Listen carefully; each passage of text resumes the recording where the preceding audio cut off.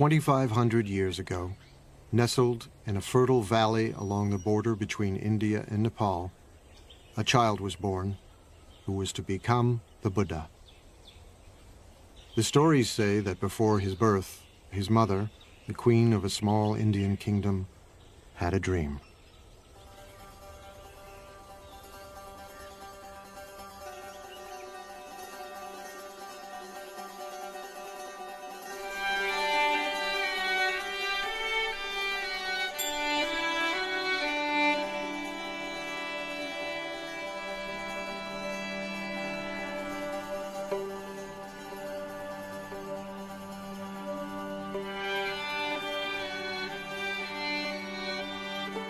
A beautiful white elephant offered the queen a lotus flower and then entered the side of her body.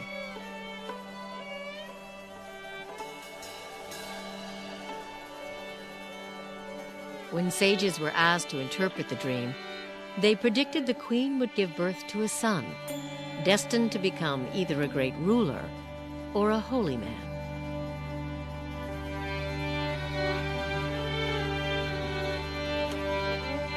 One day, they said, he would either conquer the world or become an enlightened being, the Buddha. People like stories. It is one of the ways we learn. The story of the Buddha's life is an archetypal journey, but it is a means to an end. It is not an end.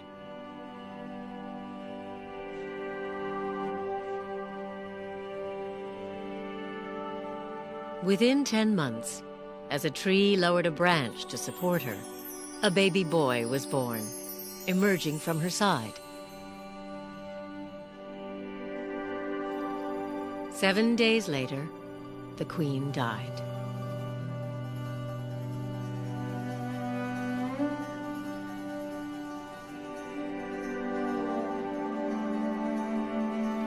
The world is filled with pain and sorrow, the Buddha would one day teach. But I have found a serenity, he told his followers, that you can find too.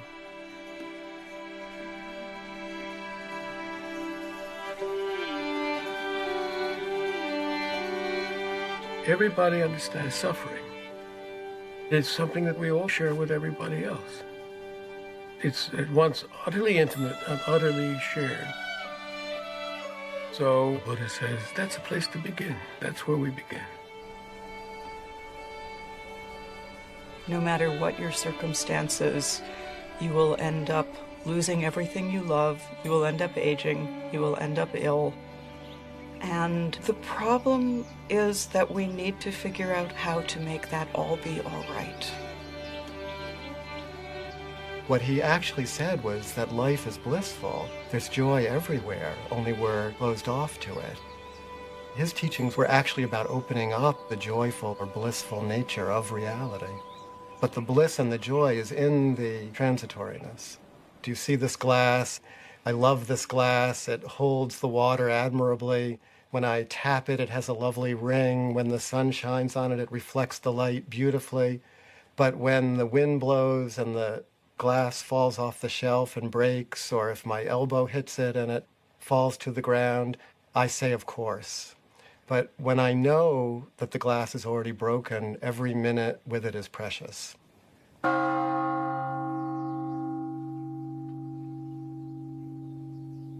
Everybody, every human being wants happiness. And Buddha, he acts like a teacher. You are your own master. Future, everything depends on your own shoulder. Buddha's responsibility is just to show the path. That's all. The Buddha can shine out from the eyes of anybody. Inside the buffeting of an ordinary human life, at any moment what the Buddha found, we can find.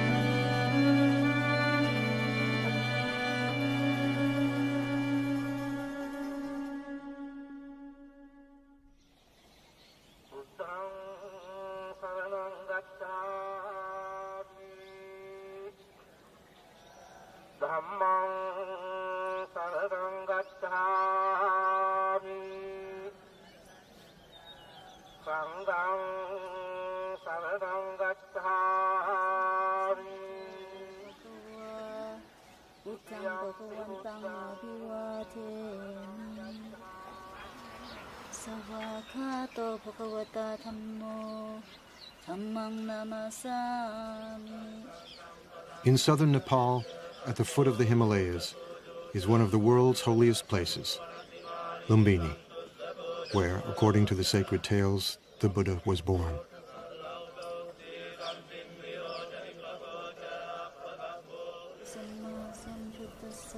Today, Buddhist pilgrims from all over the world make their way here to be in the presence of the sage whose life story is inseparable from centuries of anecdotes and legends.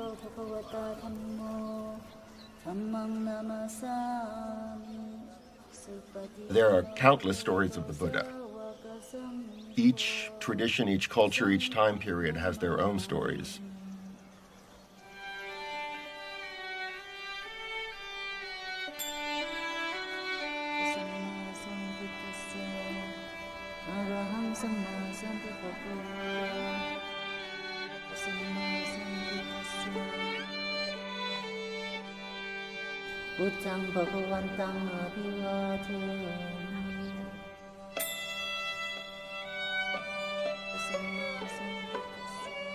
We have lots of visual narratives and artwork from all over Buddhist Asia. But the first written material, actually, the first biography, say, of the Buddha, really, we don't see that before about 500 years after his death. For the first few centuries, Buddhist narrative was oral.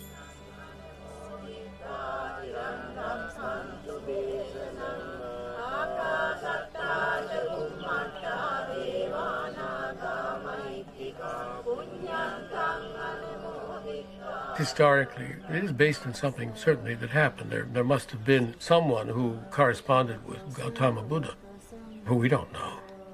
We don't know how much of it is pure fairy tale and how much of it is historic fact. But it doesn't matter. It touches something that we all basically know.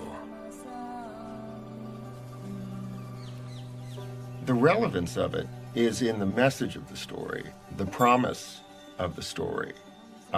Like any good story, it has a lot to teach. So the story of his life, then, is a beautiful way of telling the teaching. He who sees me sees the teaching, the Buddha said. And he who sees the teaching sees me.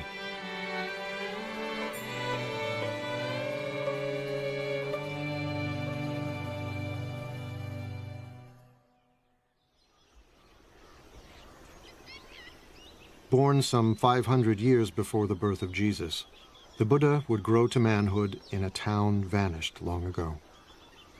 For nearly 3 decades, he would see nothing of the world beyond.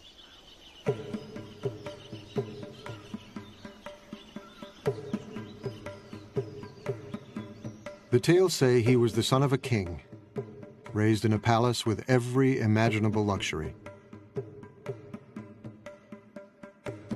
He was called Sidarta Gautama, a prince among a clan of warriors.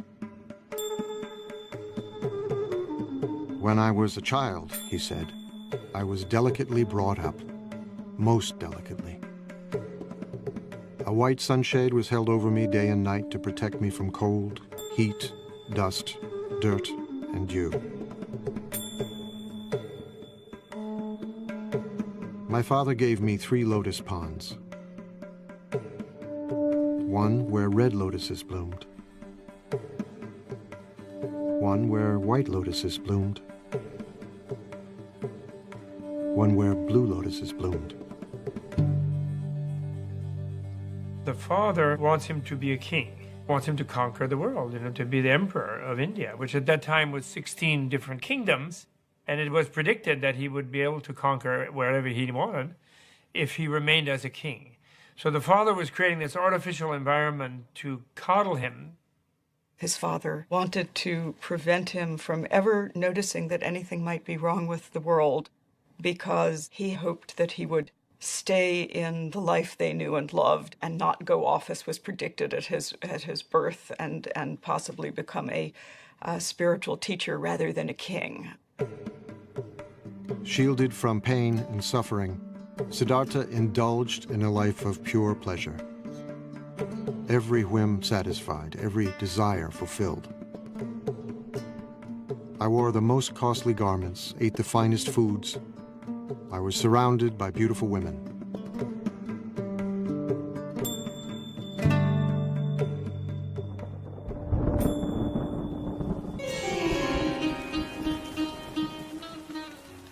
During the rainy season, I stayed in my palace, where I was entertained by musicians and dancing girls.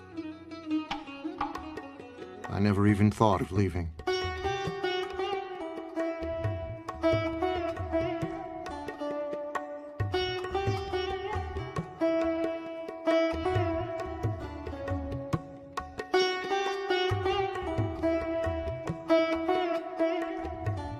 When he was 16, his father, drawing him tighter into palace life, married him to his cousin.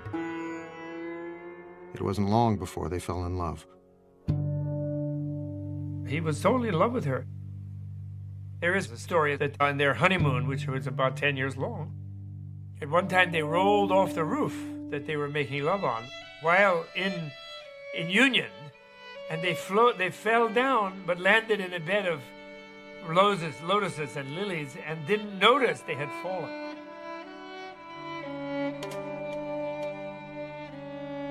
And so, the stories say, he indulged himself for 29 years, until the shimmering bubble of pleasure burst. His father does everything he can to never let him leave, never let him see the suffering that life is. But one day he goes outside and he's traveling through the kingdom and he has the first of 4 encounters. He sees an old man and he asks his attendant, and the attendant says, "Oh, that's change. One doesn't always stay young and perfect." Then on the next tour outside, he sees a sick man and doesn't quite understand what it is. He asks his attendant, and the attendant says, "Oh, that happens to all of us." Everybody gets sick, and don't think you are a prince, you will not get sick. Your father will get sick, your mom will get sick, everybody will become sick. Then he sees that it isn't just the sick person, in fact it's universal, and something is stimulated inside of him, so he keeps getting the chariot driver to take him out, and he sees, horror after horror. And on his 3rd trip outside, he meets a corpse. And he recognizes impermanence and suffering and death as the real state of things. The world that he had been protected from, shielded from, kept from seeing. And he was shocked. He was shocked. And he realized, this is my fate too. I will also become old. I will also become ill. I will also die. How do I deal with these things? These are universal questions in any human being's life. What it's like to be in a body inside of time and our fate, and how do we navigate that? It really is a tale of the transformation from a certain naive, innocent relationship to your own life to wanting to know the full story, wanting to know the full truth. And then the 4th trip outside, he sees a spiritual seeker, someone who has decided to live a life completely other than his life in order to escape from impermanence, suffering, and death. So he has this sort of traumatic encounter with the pain and suffering of life. We try to protect our children. We don't want to let our children see all the pain that's in the world. But at a very early age, at a time before he could remember anything, at a time before there was conceptual thought. He already suffered the worst kind of loss that one could suffer. Suddenly and mysteriously, his mother died when he was a week old. So something tragic happened, right at the beginning. That might be what it takes to become a Buddha, is that you have to suffer on such a primitive level.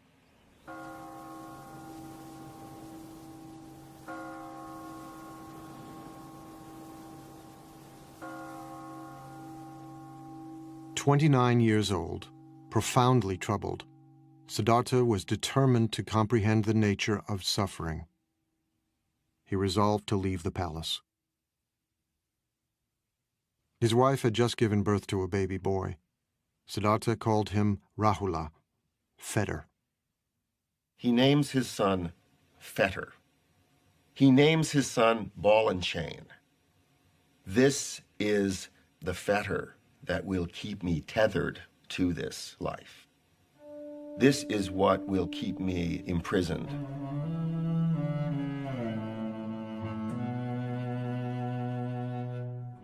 Late one summer evening, Siddhartha went into his wife's room. A lamp of scented oil lit up. His wife lay sleeping on a bed strewn with flowers, cradling their newborn son in her arms. He gazed from the threshold, deep in thought. If I take my wife's hand from my son's head and pick him up and hold him in my arms, it will be painful for me to leave. He turned away and climbed down to the palace courtyard. His beloved horse, Kantaka, was waiting. As he rode toward the city's northern wall, he leapt high into the air. Mara, the tempter god of desire, was waiting. You are destined, Mara told him, to rule a great empire. Go back, and worldly power will be yours.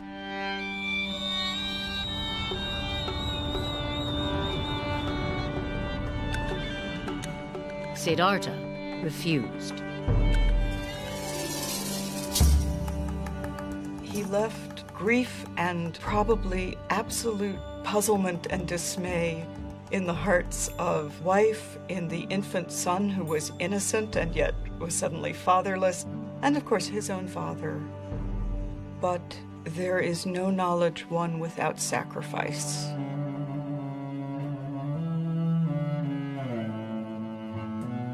And this is one of the hard truths of human existence. In order to gain anything, you must first lose everything.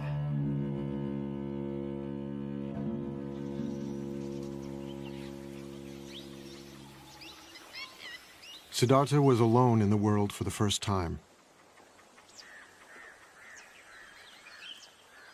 On the bank of a nearby river, he drew his sword. Although my father and stepmother were grieving with tears on their faces, he said, I cut off my hair, I put on the yellow robes and went forth from home into homelessness. I had been wounded by the enjoyment of the world, and I had come out longing to obtain peace.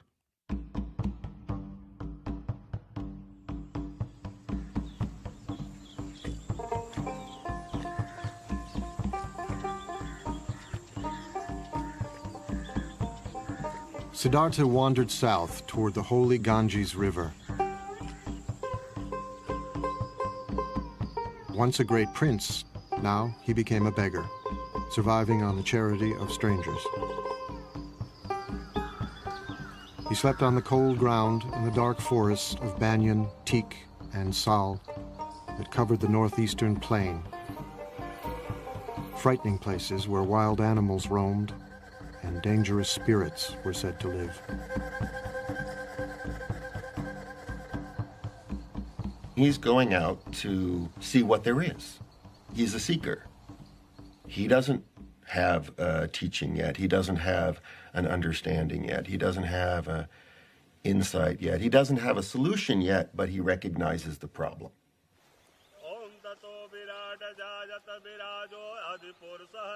Sidharta could not expect help from the religion of the time, the ancient Vedic religion, steeped in ceremony and ritual.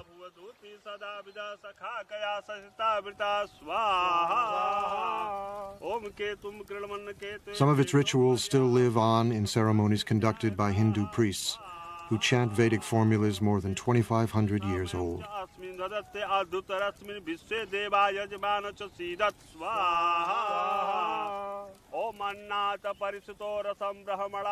ये जब यहाँ पे सभ्यता का विकास हुआ, आज के करीब हजारों वर्ष पहले, ये जो हम पूजा करते हैं, अपने यज्ञ के विधान से हम अपने देवता और ग्रहों की जो उपासना करते हैं, उससे ये जो संसार में जितने भी प्राणी हैं, उनको सुख प्रदान करते हैं और आध्यात्मिक शांति प्रदान करते हैं।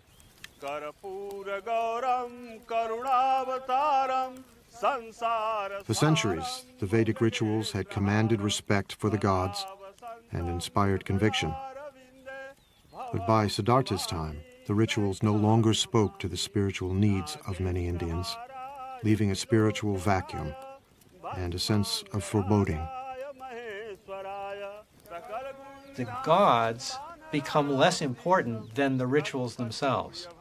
It's a period of great unrest. It's a period of social upheaval, social change. Cities were growing, generating new wealth and spiritual hunger.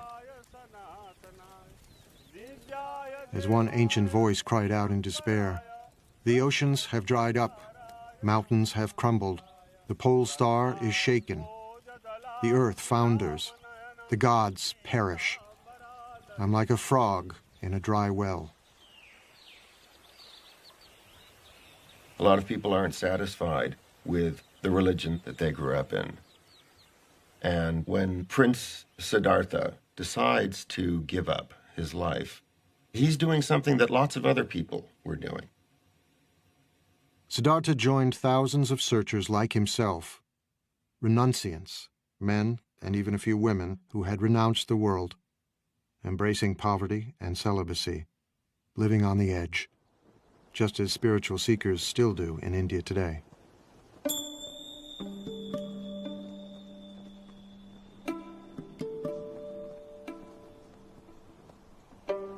Now, at this time in India, there are lots of renunciants out there.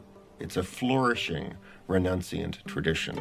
There are many different people who have given everything up and practice austerities and meditate in order to escape from the cycle of death and rebirth. The notion of reincarnation is something that's part of Indian culture, part of Indian civilization, part of Indian religion, that was there long before the Buddha. And it was in a sense, the problem that the Buddha faced. Suffering didn't begin at birth and finish with death. Suffering was endless. Unless it was possible to find a way out, become enlightened, become a Buddha. In his time, there was a sense of death not being final, but of death leading inexorably to rebirth, and of suffering beings bound to the wheel of death and rebirth.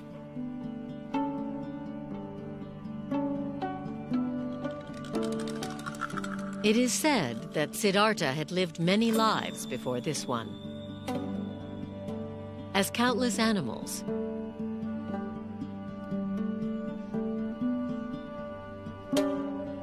innumerable human beings,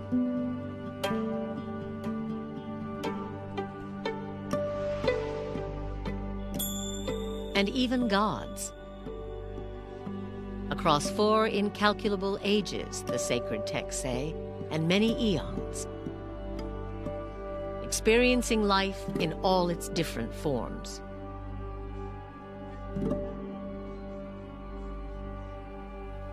Siddhartha's previous lives, many eons, sometimes as a human being, sometimes as an animal, but then gradually, you see his practice becoming more higher and higher and deeper, deeper.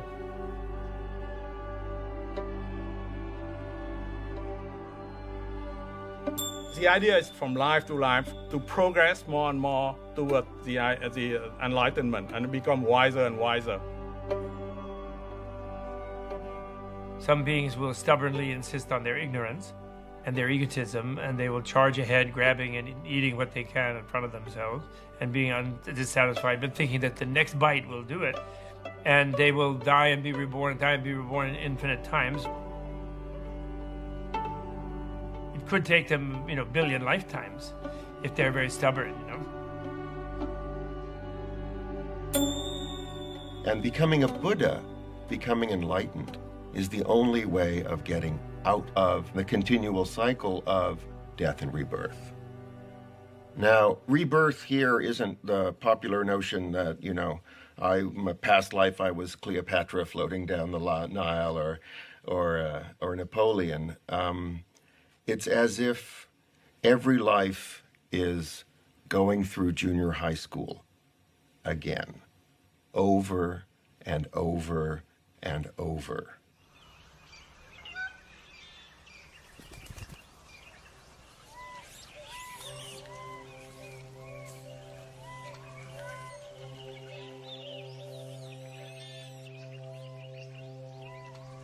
With the authority of the priests worn thin and wisdom seekers like Sidharta roaming the countryside, holy men emerged, teaching their own spiritual disciplines.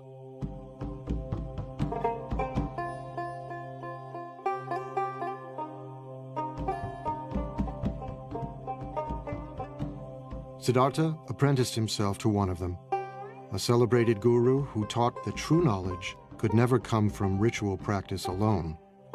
It was necessary to look within. You may stay here with me, the guru told him. A wise person can soon dwell in his teacher's knowledge and experience it directly for himself. Sidharta set himself to learn the rigorous practices the guru prescribed. The teachers of the time are already teaching forms of yoga and meditation, teaching that the self-reflective capacity of the mind can be put to use to tame the mind, to tame the passions. That was already established in India. And there were probably so many schools of yoga and meditation in those days, just as there are now.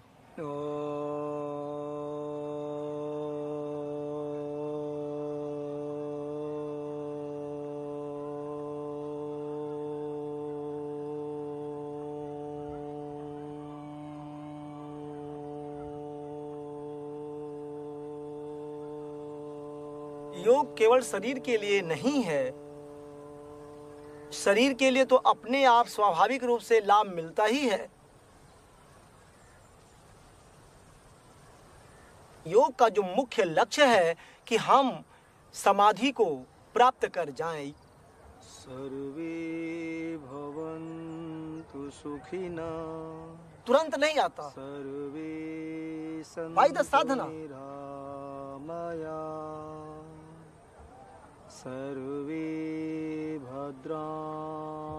Although yoga appears to focus on controlling the body, it is in fact an ancient spiritual discipline, a form of meditation, harnessing the energies of the body to tame the mind.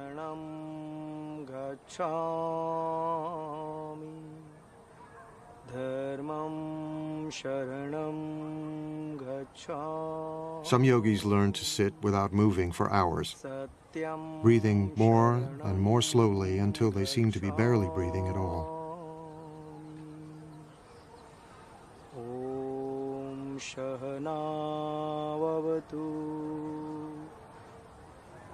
सर्वे भवन्तु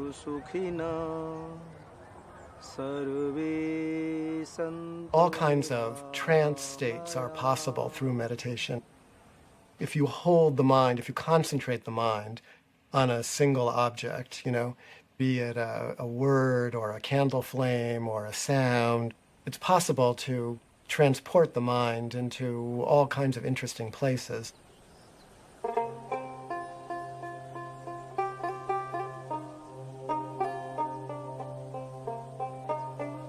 The person who was to become the Buddha was very good at all of those practices. He was a super student, doing these practices, taking them to their limit, and no matter what he did in these practices, he was still stuck in the pain that he set out with.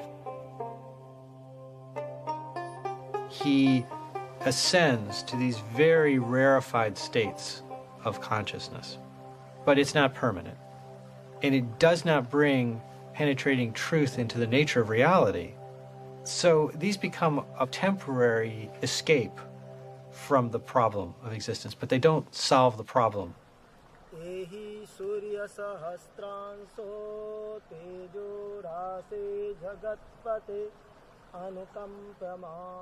Siddhartha apprenticed himself to another popular guru, but the results were the same. The thought occurred to me, he said later, this practice does not lead to direct knowledge, to deeper awareness. Disenchanted, he left this master too.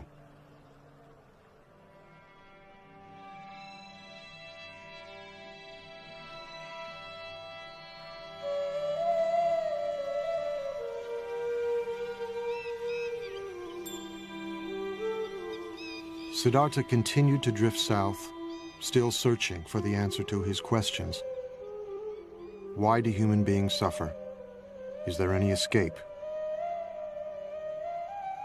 He's trying and trying and searching, and he already experienced extreme luxury, so now he tries extreme deprivation.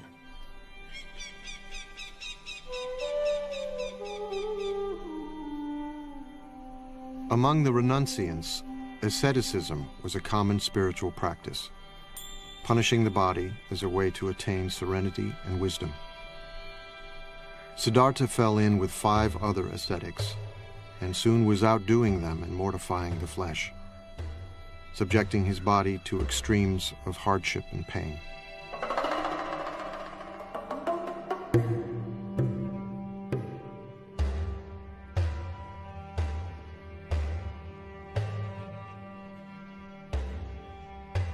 The body represents a fundamental problem. Old age brings a decrepitude to the body. Sickness brings pain and suffering to the body. And death is ultimately the cessation of the functioning of the body. So there was a sense that if you could punish the body sufficiently, you could escape its influence. You could transcend some of the limitations that the body seemed to impose. The ascetic pursues the truth by taking the requirements of survival down to the absolute minimum possible. Barely enough food to stay alive, no protection from the elements, no heat. Sit in the cold, sit in the rain. Meditate fiercely for all the hours of awakening. The step of renunciation, of shedding everything, of dying, the feeling that one is dying to one's life as it was, is essential to being reborn as someone who sees.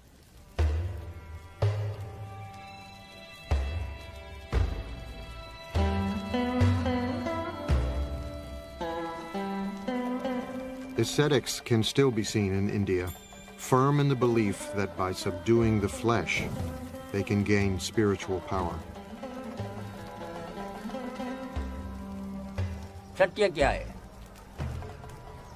एक time बुझे लेने में 24 घंटे में एक second अपने को प्रत्यक्ष बता देता है कि सत्य क्या है. था छोड़ दिया 16 उम्र में। इसलिए सोचता हूँ कि हर चीज मोह नहीं रखता।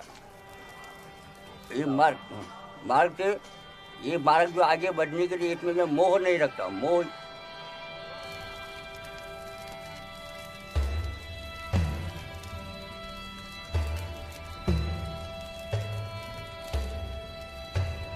Emaciated, exhausted, Siddhartha punished himself for 6 years, trying to put an end to the cravings that beset him. He tortures himself, trying to destroy anything within himself that he sees as bad. The spiritual traditions of that time said you can be liberated if you eliminate everything that's human, everything that's coarse and vulgar, every bit of anger, every bit of desire. If you wipe that out with force of will, then you can go into some kind of transcendental state. And the Buddha tried all that, and he became, the most anorectic of the anorectic ascetics. He was eating 1 grain of rice per day. He was drinking his own urine. He was standing on 1 foot. He was sleeping on nails. He did it all to the utmost.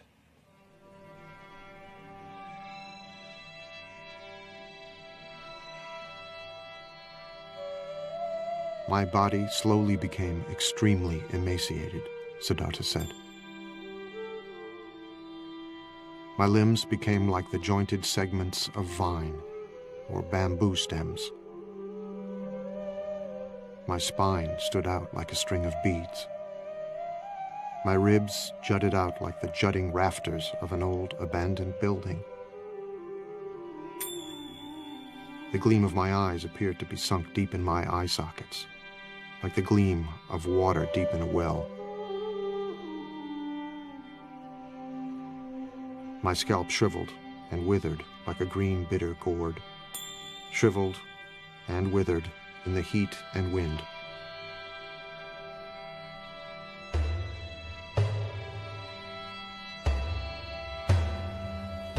What he was trying to do was pushing his body to the most extreme that he could. But then he realized that from that, he cannot gain what he wants. Trying to torture the body becomes too much. The whole attention is given to the body, nothing else. He surrendered himself completely to the hard training that he was given. And what he discovered, having tried this completely for many years, was that he had not answered his question. It hadn't worked.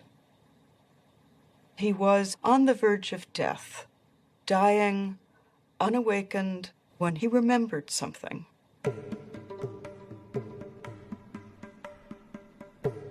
He remembered a day when he was young and sat by the river with his father, and the perfection of the world as it was simply gave itself to him.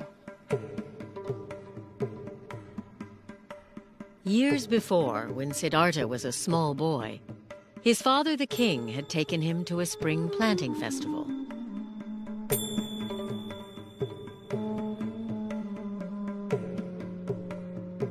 While he watched the ceremonial dancing, he looked down at the grass.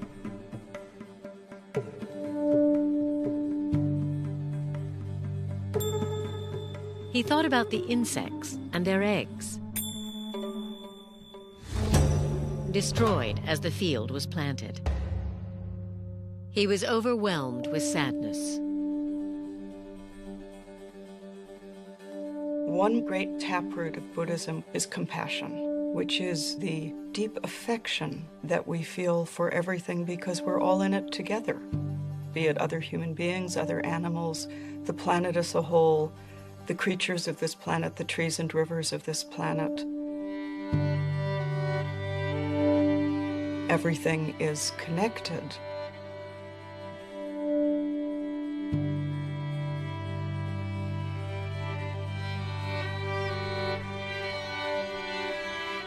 It was a beautiful day. His mind drifted.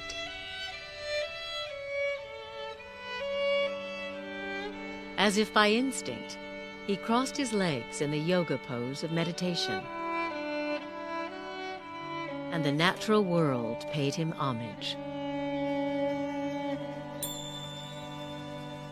As the sun moved through the sky, the shadows shifted, but the shadow of the rose apple tree where he sat remained still. He felt a sense of pure joy. The joy that he found is in the world that is already broken. It's in this transitory world that we're all a part of. And the fabric of this world, despite the fact that it can seem so horrible, the underlying fabric of this world actually is that joy that he recovered. That was his great insight.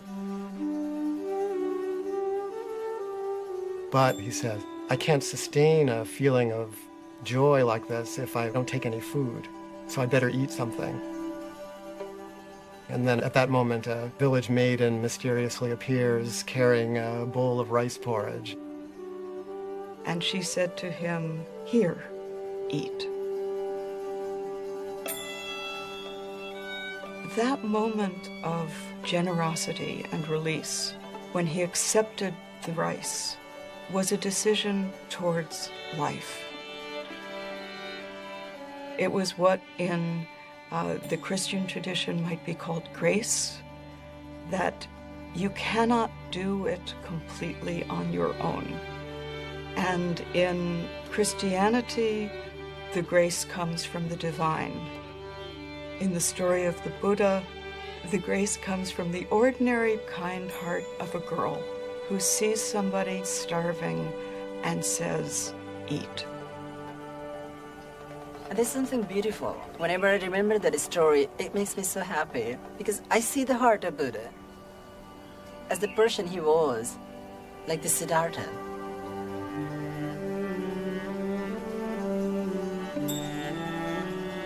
This dish was the dish he used to be fed by his stepmother, rice pudding. He was missing that so much.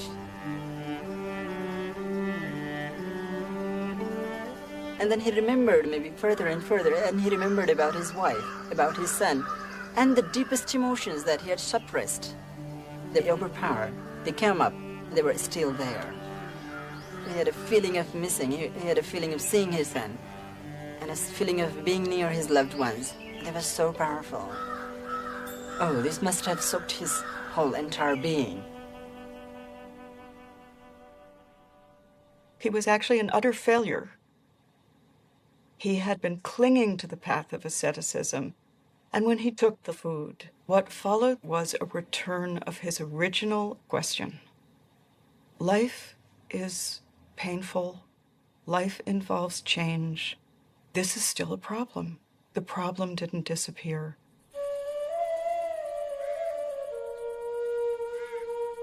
It wasn't long before the ascetics who had been Siddhartha's companions found him eating and turned away in disgust. Sidharta loves luxury, they said. He has forsaken his spiritual practice. He has become extravagant. But the man who will become the Buddha realizes that extreme deprivation isn't the way to go. We can live as normal human beings. We can eat and drink. And in fact, we kind of need to eat and drink and be normal human beings in order to break through, in order to attain the kind of realization that he was looking for.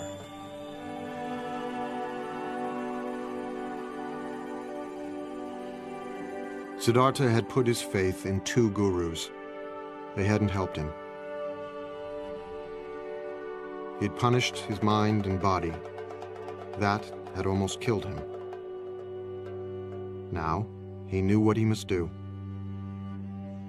To find the answer to his questions, he would look within and trust himself.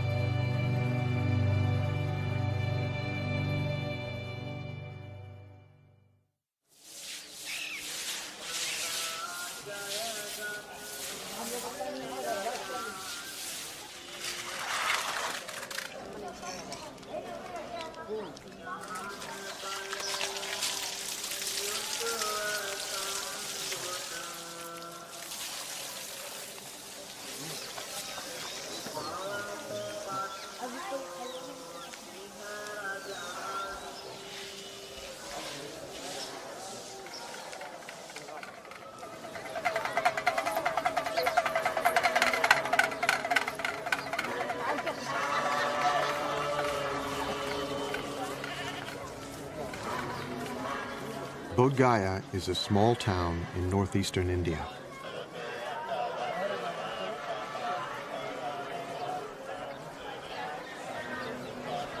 Throngs of pilgrims have come here from all over the world for more than 16 centuries.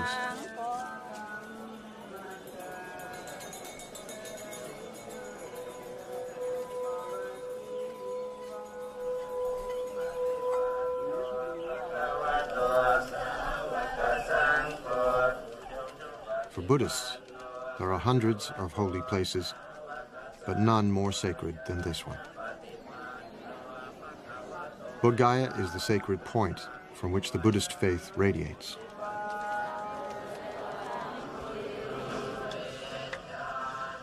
Some pilgrims travel great distances, reciting prayers and prostrating themselves every step of the way.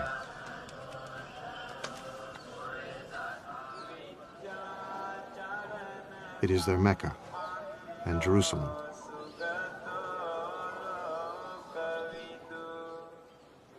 Their Holy of Holies is not the imposing temple beside them, but a simple fig tree, Ficus religiosa, the Bodhi tree. The tree, it is said, is descended from the Buddha's time.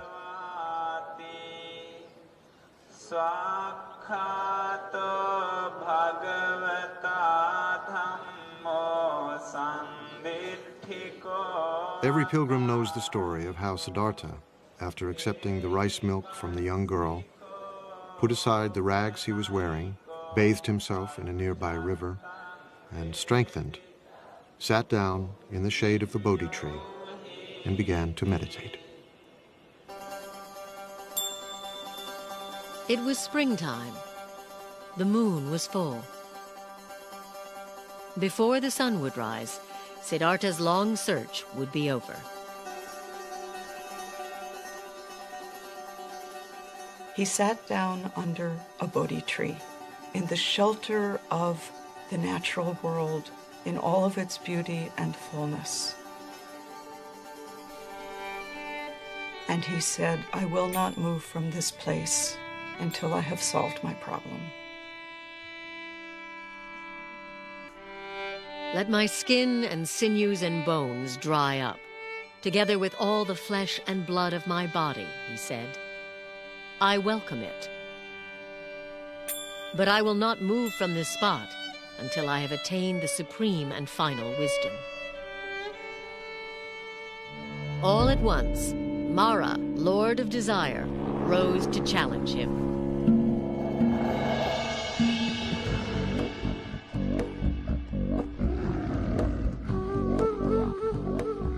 With an army of demons, he attacked.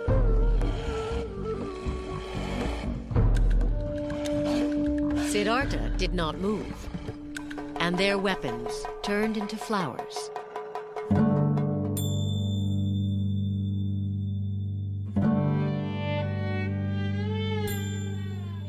Mara is the ruler of this realm of desire, this world that we all live in. And what he's afraid Siddhartha is going to do when he attains enlightenment and becomes the Buddha is conquer that world. That is, he's going to do away with desire. He's going to wreck the whole game. Mara did not give up. He sent his 3 daughters to seduce him.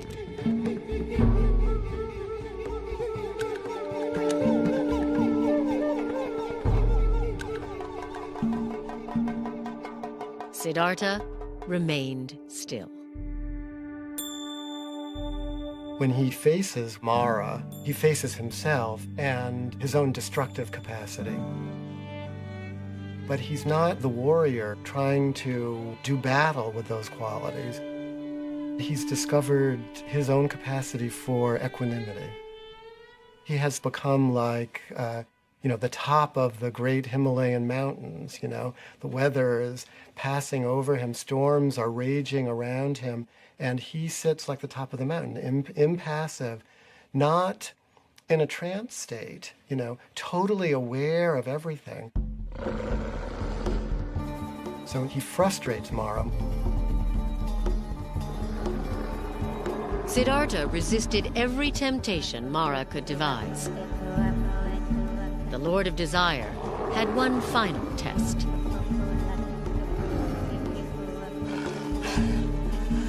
He demanded to know who would testify that Sidharta was worthy of attaining ultimate wisdom, and his demon army rose up to support him.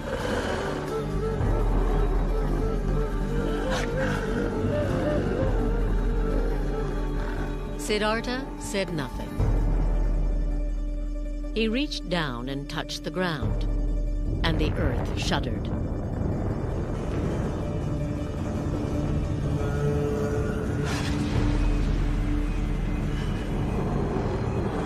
Mara's demons fled.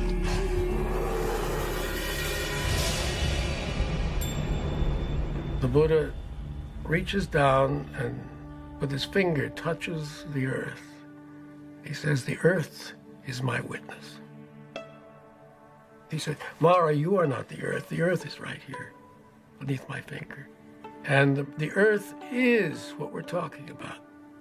Accepting the earth, not owning the earth, not possessing the earth, but the earth just as it is, abused and exploited and despised and rejected and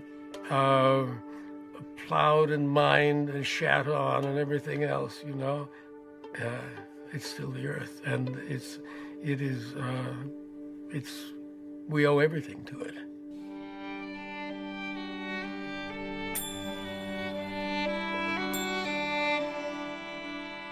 Sidharta meditated throughout the night, and all his former lives passed before him.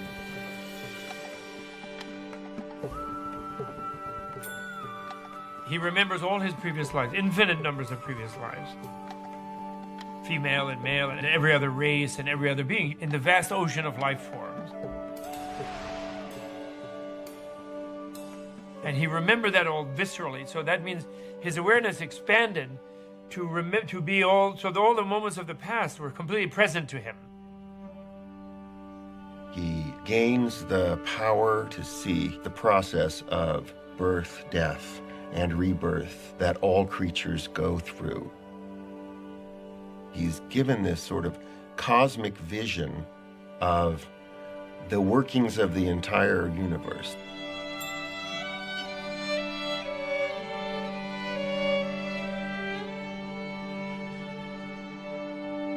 As the morning star appeared, he roared like a lion. "My mind," he said, "is at peace." The heavens shook, and the Bodhi tree rained down flowers. He had become the awakened one, the Buddha.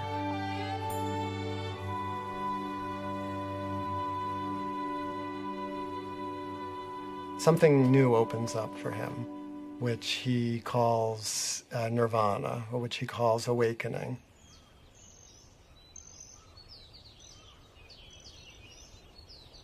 He said, "At this moment, all beings and I awakened together." So it was not just him, it was all the universe. He touched the earth, as earth is my witness. Seeing this morning star, all things and I awaken together. It's not like entering a new state, it's uncovering or surrendering to the reality that has always been there. He realized he'd always been in nirvana, that nirvana was always the case. Your reality itself is nirvana. It's the unreality, it's your ignorance that makes you think you're this self-centered, separate being trying to fight off an overwhelming universe and failing. You are that universe. You're already enlightened.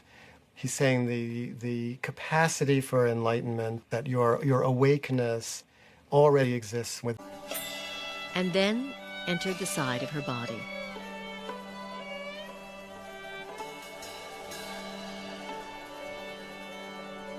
When sages were asked to interpret the dream, they predicted the queen would give birth to a son, destined to become either a great ruler or a holy man.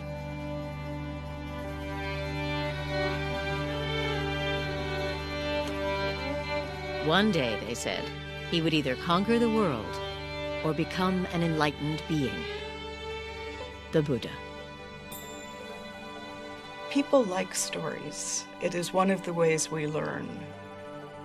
The story of the Buddha's life is an archetypal journey, but it is a means to an end. It is not an end.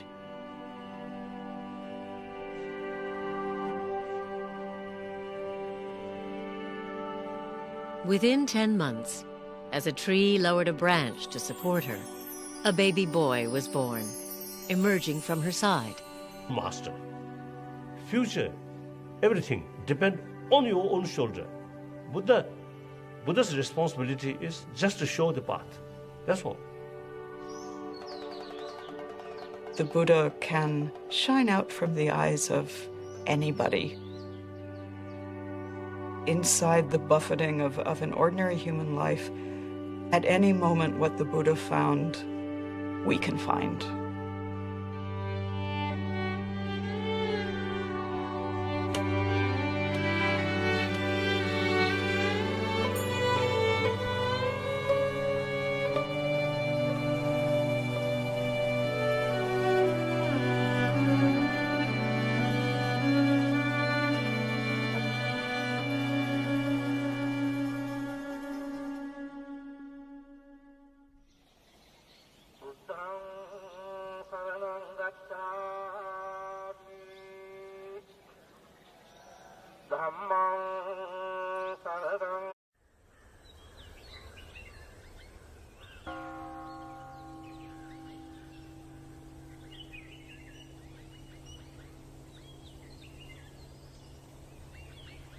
"2,500 years ago, nestled in a fertile valley along the border between India and Nepal, a child was born who was to become the Buddha. The stories say that before his birth, his mother, the queen of a small Indian kingdom, had a dream.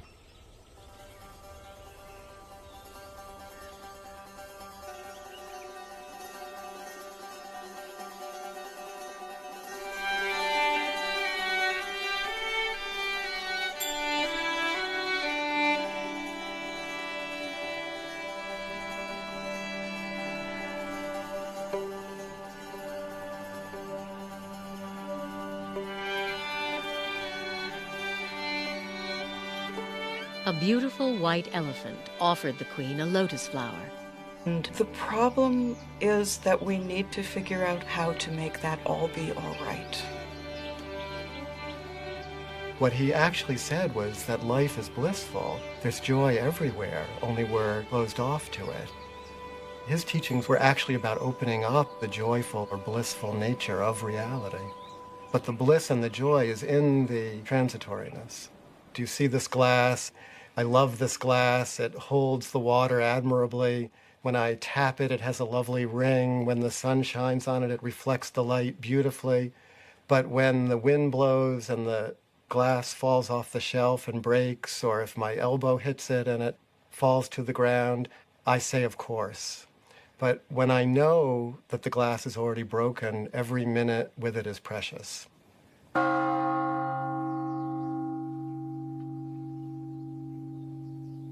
Everybody, every human being wants happiness. And Buddha, he acts like a teacher. You are your own. 7 days later, the queen died.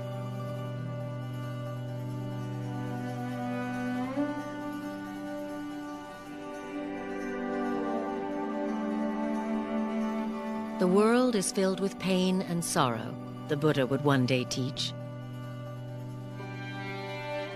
But I have found a serenity, he told his followers, that you can find too.